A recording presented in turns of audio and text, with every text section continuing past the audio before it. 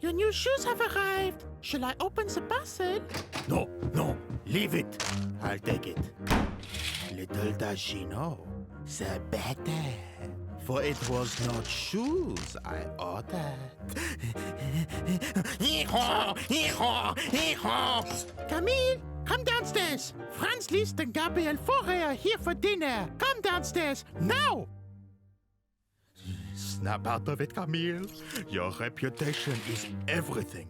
Serious composer face. Serious composer face. How are the new shoes, Camille? Just fine, darling. Just fine. It's 1886, and by now, 51-year-old Camille Saint-Saëns is a serious public figure, a conservative composer of traditional music. His publishers are expecting his long-awaited Third Symphony, and boy, do they wait, and wait, and wait.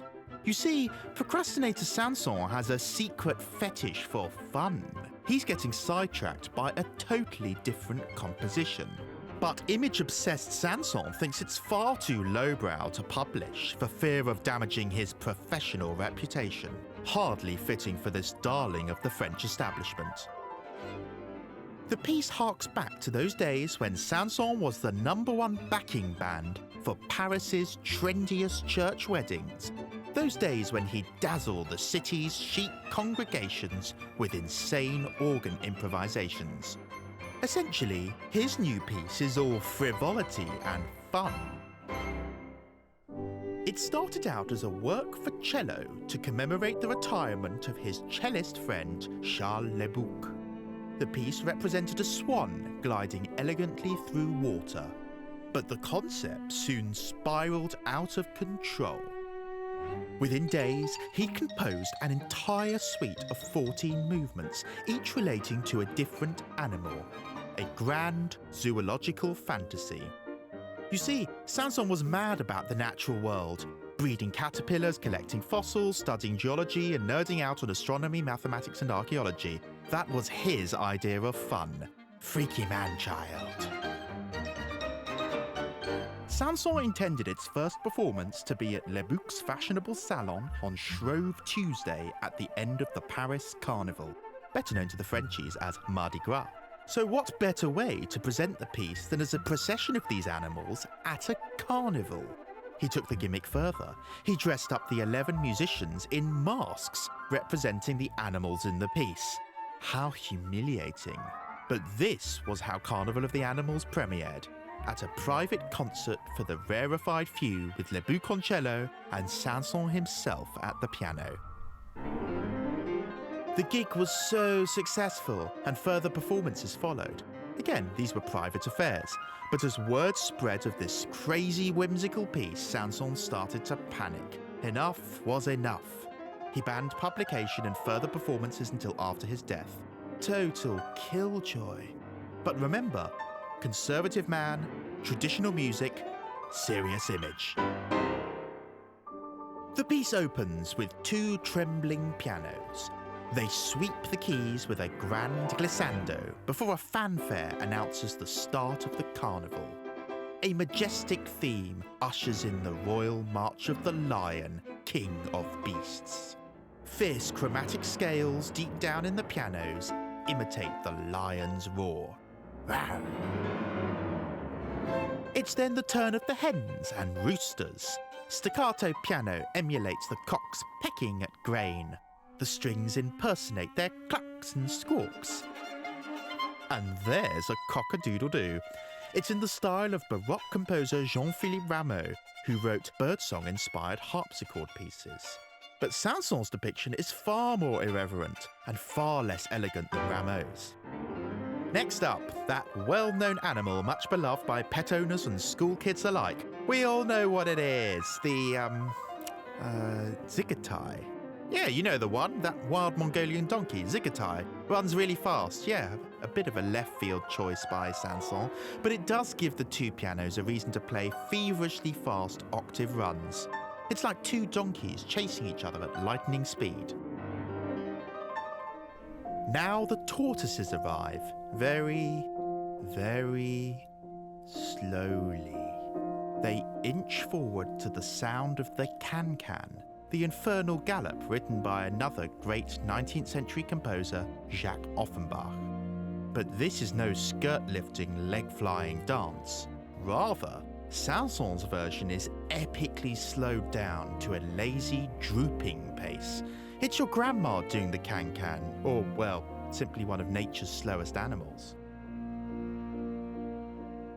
Saint-Saëns continues the musical comedy with his Elephant.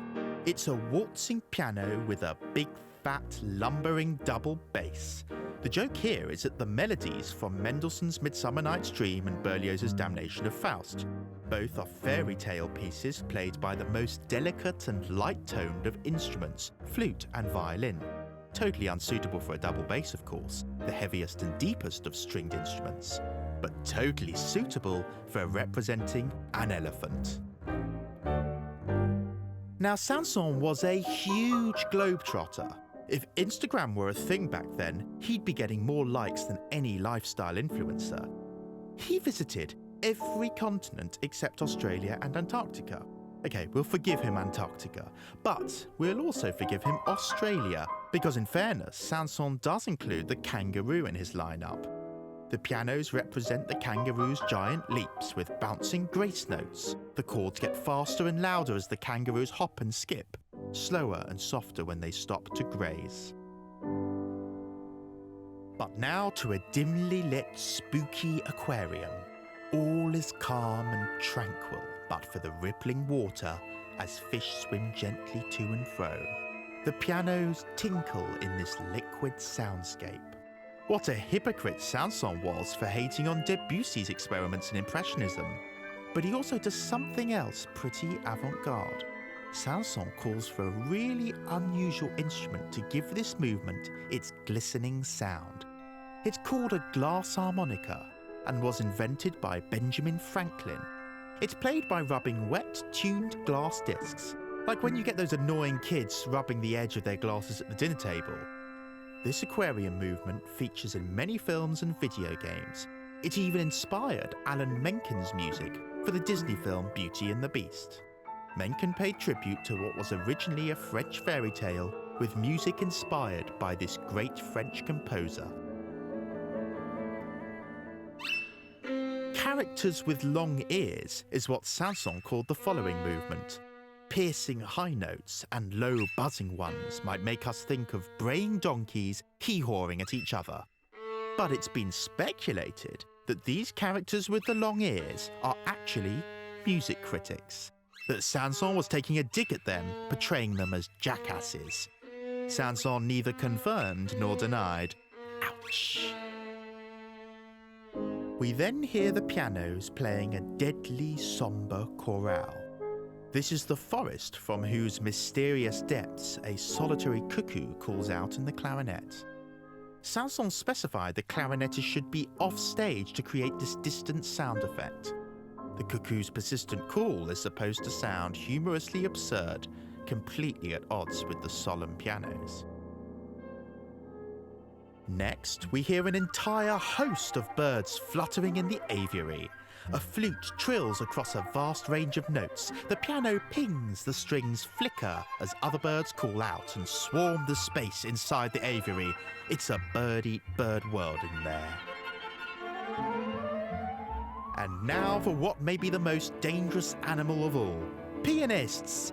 Yes, this movement sees Saint-Saëns mercilessly lampoon the choppy manner in which beginner pianists play their scales. Depending on how you view them, scales are either an essential musical alphabet for any pianist or just a total pain to practice. Saint-Saëns instructs the pianists to play their scales really awkwardly and out of time. It's a glimpse of all the hard work that few audiences ever get to see. The pianists then start practicing finger exercises in the style of Czerny and Hannon.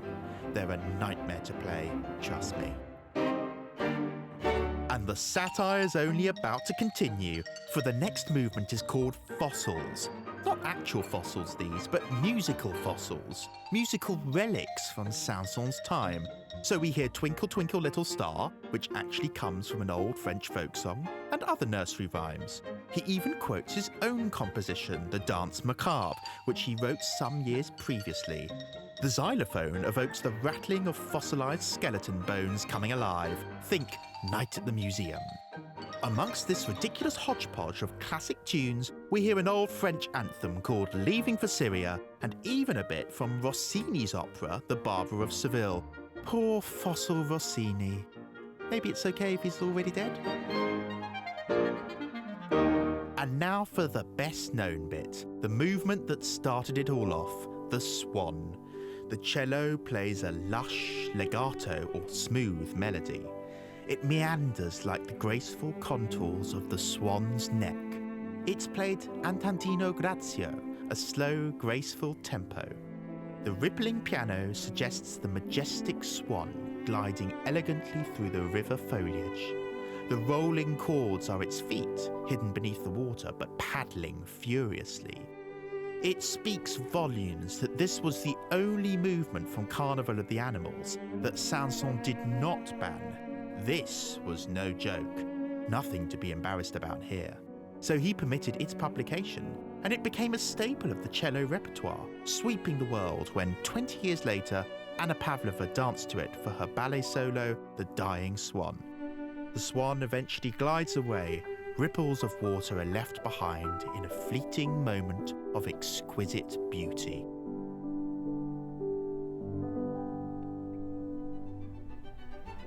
The finale features the entire menagerie rushing forward to take their bows. Each theme returns and the animals go wild.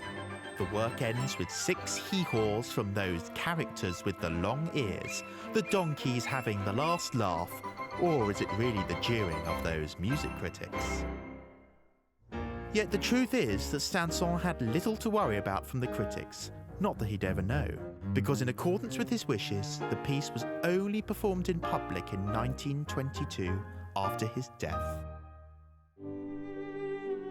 So Carnival of the Animals revealed a new side to this conservative composer of traditional music with a serious image.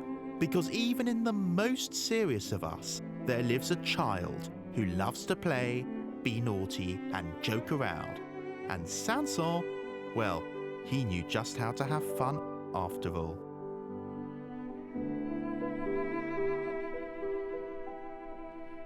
Well, that's it, folks. Follow our channel, support us on Patreon, listen to the piece in full, and most importantly, enjoy classical music.